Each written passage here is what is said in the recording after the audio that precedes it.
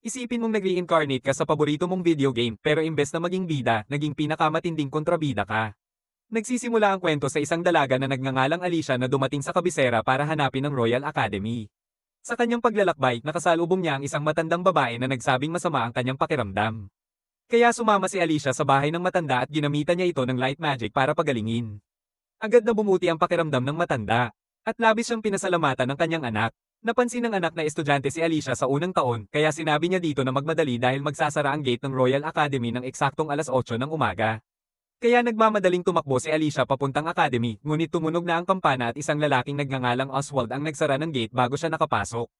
Pinayuhan siya ni Oswald na maghanap ng matutuluyan para sa gabi. Ngunit alam ni Alicia na bukas na ang entrance ceremony.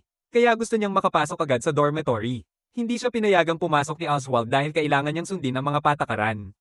Gayunpaman, binanggit ni Oswald na may bahagi ng pader na nagkakalasog na ginagamit ng ibang estudyanteng lumabag sa curfew upang makapasok. Nagpakilala si Oswald at sinabi niya na anak siya ng isang ministro. Sinabi ni Alicia na napakabuting tao niya at gusto niyang maging kaibigan ito. Nakita ni Alicia ang sirang bahagi ng pader at doon niya nakilala ang isang lalaking nagngangalang William. Naagad na napansin na lumabag din siya sa curfew. Tinulungan siya ni William makaakyat at magkasama silang palihim na pumasok sa academy. Inamin ni William na siya rin ay freshman at inutusan siyang bumili ng mga inumin para sa mga nakatatandang estudyante, isang ritual daw para sa mga bagong solte sa dormitoryo. Tinulungan niya si Alicia makatawid sa bubungan at sinabi niyang anak siya ng isang general. Napagtanto ni Alicia na panang mayayamang tao ang academy. Nagbabala si William na mag-ingat siya. Ngunit nadulas siya at nahulog sa isang bintana. Tinangka ni Alicia na tulungan siya ngunit nahulog rin siya at bumagsak sa isang lalaki na kaibigan pala ni William. Nagpakilala ang lalaki bilang Edwin, isang prinsipe ng isang kaharian. Labis ang gulat ni Alicia sa narinig. Dinala si Alicia at William sa opisina ng principal na pinagalitan sila dahil sa kaguluhan bago pa man magsimula ang entrance ceremony. Isinisi ni William ang nangyari kay Alicia pero pinutol siya ng principal at sinabing kukumpiskahin ang mga dala niyang inumin. Sinabi rin ng principal na may pambihirang talento si Alicia sa light magic kaya siya tinanggap sa academy sa pamamagitan ng scholarship kahit siya ay mula sa karaniwang pamilya. Bilang parusa, pinagtrabaho silang magkasama ng isang linggo. Sa totoo lang, natutuwa ang principal sa pagdating ni Alicia dahil naniniwala siya ang tanging makakatalo sa Demon Lord. Kinagabihan, nagmuni-muni si Alicia kung paano siya pumalpak sa unang araw. Nakita niya ang mga gwardya na naghahanap ng isang intruder. Inisip niya na baka may kriminal na gustong umatake sa academy dahil panito ng mayayaman pero inisip din niyang ligtas siya dahil isa lang siyang commoner. Biglang may lalaking pumasok sa kanyang kwarto. Sinugod niya ito, iniisip na siya ang intruder pero pinatahimik siya ng lalaki at ipinakita ang mukha niya, si Edwin pala ito. Ipinaliwanag ni Edwin na gusto niyang mag-imbestiga pero nahuli siya ng mga gwardya, kaya nagpatulong siyang magpalipas ng oras sa kwarto ni Alicia. Pumayag naman si Alicia. Humingi ng tawad si Edwin sa abala at sinabi ni Alicia na okay lang dahil ngayon lang siya nakakausap ng isang miyembro ng royal family. Nabanggit ni Edwin na palaging nobility lang ang kausap niya kaya ngayon lang siya nakausap ng isang karaniwang tao. Nagtanong siya kung lahat ba ng commoner ay marahas pero ipinaliwanag ni Alicia na kaya niya ito inatake ay dahil akala niya magnanakaw siya. Nag-enjoy sila sa maikling pag-uusap, ngunit kalaunan, umalis din si Edwin nang maisip niyang wala na ang mga gwardya. Kinabukasan, pinapasok ang mga bagong estudyante sa hall para sa entrance ceremony. Habang naglalakad, nabangga ni Alicia ang isang babaeng nagngangalang Ella na matalim ang titig sa kanya kaya siya natakot.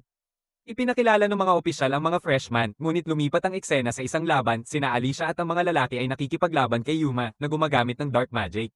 Nagpapakawala si Yuma ng mga magic projectile pero tumulong si Oswald gamit ang isang fireball na Somaira sa atake ni Yuma. Nagbigay daan kay Alicia para umatake. Natalo nila si Yuma at niyakap pa ni Edwin si Alicia pero biglang ipinakita na laro lang pala ito. Ang laro ay tinatawag na Light and Hero at may tatlong love interest para kay Alicia. Ang layunin ay pa-level up in siya upang matalo ang Demon Lord. Ngunit pagkatapos mapabagsak ang Demon Lord, lilito si Hiya bilang hidden boss at siya ang pinakamatinding karakter sa laro. Lumabas na ang totoong bida ng kwento, isang babaeng namatay ng mabangga ng truck at na-reincarnate sa mundo ng laro.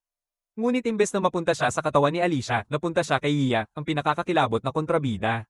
Alam niya ang magiging takbo ng kwento, ang kaharian ay itinatag ng bayani na tumalo sa Demon Lord at iniisip ng mga tao na ang itim na buhok ay simbolo ng kasamaan dahil ganoon ang Demon Lord. Alam din niyang overpowered ang karakter niya dahil kahit si Alicia at ang grupo nito ay kailangan munang maabot ang max level bago siya kaya talunin. Pero alam din niyang sa huli, matatalo pa rin siya. Kaya nagsimula siyang pagdudahan ng sarili niyang pag-iral. Pero naalala niya na siya ang pinakamalakas na karakter sa laro. Kaya nagdesisyon siyang i-enjoy na lang ang buhay niya at hindi sundin ang takbo ng orihinal na kwento. Hindi niya balak makisawsaw sa love story ni Alicia. Ang plano niya, umiwas sa party ni Alicia para wala silang rason para patayin siya matapos mapabagsak ang Demon Lord. Gayunpaman, naisip niya pa ring palakasin ang sarili niya kaya nagtungo siya sa kagubatan. Pumatay ng slime at napansin niyang lalong lumalakas ang katawan niya. Dahil dito, naging addict siya sa pagpatay ng monsters. Maya-maya, dumating si Iya sa Royal Academy at natanggap ang sulat mula sa kanyang mga magulang na nagsasabing kailangan niyang makahanap ng nobleman para pakasalan ito at maging tagapagmana ng pamilya.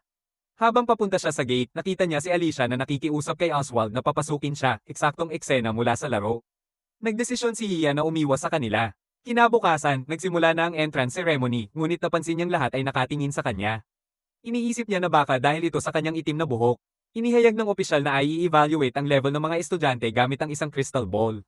Laking gulat ni Iya. Humawak si Alicia sa bola at lumabas na level 1 pa rin siya, sinabihan siya na gawin ang kanyang makakaya.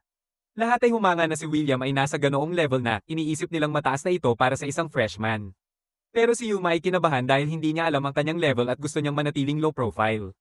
Lumapit si Yuma sa bola habang napansin ng punong guro na siya ay kinakabahan, iniisip na baka level 1 pa lang siya. Pero pinili niyang huwag magsalita at hinawakan niya ang bola na nagbunyag na siya ay nasa mataas na level na. Nagulat ang lahat sa nakita nila, iniisip na imposibleng mangyari ito. Nagsimulang mag-alala si Yuma na pagtanto niyang hindi siya makakapamuhay ng payapa. Ngunit hindi siya pinaniwalaan ng mga opisyal, iniisip nilang may daya ang device dahil imposibleng umabot sa ganoong level ang isang freshman. Sinabi nilang kailangan niyang makapatay muna ng mga halimaw para tumaas ang level. Ibinunyag niya na matagal na siyang lumalaban sa mga halimaw sa loob ng maraming taon at nagulat ang lahat sa narinig nila. Ngunit sinabi ng punong guro na tanging panahon lamang ang makakapagpatunay kung totoo nga ang resulta. Pagkatapos ng seremonya, nagtipon ng lahat para sa isang buffet party. Ngunit napansin ni Yuma na walang gustong kumausap sa kanya kaya nagpasya siyang umalis. Habang naglalakad siya sa campus, nilapitan siya ni William at inakusahan ng pandaraya. Iniisip nitong gusto ni Yuma na magpasikat at tinanong siya kung wala ba siyang dangal bilang isang noble. Dumating si Edwin at tinawag siyang isang central wannabe. Ipinaliwanag niya na si William ay nagsanay na ng espada simula pagkabata kaya mataas na ang level nito. Iniisip din ni Edwin na nandaya si Yuma. Pero ipinaliwanag ni Yuma na siya ay nasa ganoong level na talaga at makikita nila ang totoo pag nagsimula na ang mga klase. Naiinis sila, iniisip na nagpapanggap lamang siyang inosente. Sumali rin si Oswald sa kanila, sinasabing wala siyang kredibilidad. Napagtanto ni Yuma na nakuha niya ang atensyon ng mga love interests, ngunit hindi niya gusto ang kahit sino sa kanila at gusto niya lamang umiwas upang mamuhay ng tahimik. Hinamon siya ni Edwin na patunayan ang kanyang sinasabi sa pamamagitan ng pagpapakita ng kanyang kapangyarihang mahika. Pero alam niyang magkakagulo kung gagamit siya ng mahika. Umuwi si Yamaila at nagtataka ang kanyang kasambahay na si Rita kung bakit siya umalis habang kasagsagan ng party. Ipinaliwanag niya na hindi niya gusto ang mga tao roon. Sinabihan siya ni Rita na hindi siya makakahanap ng mabuting kapareha kung magpapatuloy siyang maging ganoon. Ikinwento ni Rita ang tungkol kay Edwin, iniisip na bagay sila pero sinabi ni Yuma na hindi siya gusto ni Edwin. Tinanong niya si Rita kung ano ang ibig sabihin ng central wannabe. Panipi. Nalaman natin na si Yamaila ay galing sa isang pamilya ng regional nobles, ngunit wala silang espesyal na posisyon sa kabisera kaya hindi sila itinuturing na central nobles. Ang central wannabe ay isang insulto na ibinabato sa mga regional nobles na nagtatangkang mamuhay sa kabisera kahit wala silang impluwensya doon. Kinabukasan, makikita si Yamaila sa kanyang silid-aralan habang naririnig ang tsismisan ng mga kaklase niya na iniisip na nagsisinungaling siya tungkol sa kanyang level. Pagkalipas ng ilang oras, naghanda ang mga estudyante para sa kanilang unang klase na tungkol sa praktikal na paggamit ng espada. Nalalaman natin na ito ang unang beses ni Yuma na humawak ng espada, kaya nagsimula siyang maglaro-laro dito. Sinabi ng guro na magkakaroon sila ng mock battle at si Yuma ang mauuna. Nagboluntaryo si William na makalaban siya. Habang naghahanda si William, iniisip ni Yuma na magpigil ng lakas. Naalala niyang ginagamit lang niya ang mahika para pumatay ng mga halimaw noon. Pero alam din niyang malakas ang kanyang pisikal na lakas. Tinawag siyang mandaraya ni William at sinabihan siyang umurong na lang. Inutusan sila ng guro na pamuesto, ngunit hindi niya tinaas ang espada kaya nagtawanan ng mga estudyante at tinawanan din siya ni William, tinatanong kung sumusuko na ba siya. Ibinunyag niya na ito ang unang beses niyang humawak ng espada. Naiinis si William, iniisip na pinagtitripan siya, kaya banta niya na babaalian niya ng buto si Yuma.